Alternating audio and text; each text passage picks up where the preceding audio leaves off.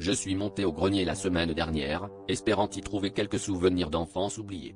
Parmi les cartons poussiéreux et les toiles d'araignée, j'ai découvert une vieille boîte de cassettes audio. Curieux, j'en ai choisi une et l'ai insérée dans mon vieux lecteur.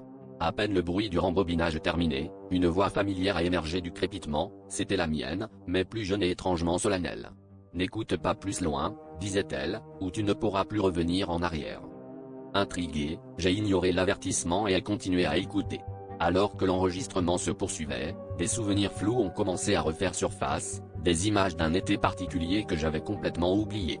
Ma voix d'enfant racontait des événements troublants, des disparitions mystérieuses dans notre quartier, et comment j'avais découvert quelque chose que je n'aurais jamais dû voir. Chaque détail semblait faire remonter une angoisse enfouie au plus profond de moi, un sentiment que j'avais choisi d'ignorer pendant des années. Le récit a pris un tour encore plus sombre lorsque ma voix a évoqué un pacte que j'avais fait avec quelque chose d'invisible, quelque chose qui se cachait dans les ombres de mon enfance. Mais ce qui m'a glacé le sang, c'était l'ultime révélation, un avertissement cryptique sur un événement à venir, une date précise qui correspondait étrangement à celle d'aujourd'hui. J'ai arrêté l'enregistrement, le cœur battant, incapable de comprendre comment j'avais pu prédire cela des années auparavant. Au moment où j'ai reposé la cassette, j'ai entendu un bruit venant du couloir en bas. Une ombre s'est glissée sous la porte, et une voix que je ne pouvais pas reconnaître a murmuré mon nom.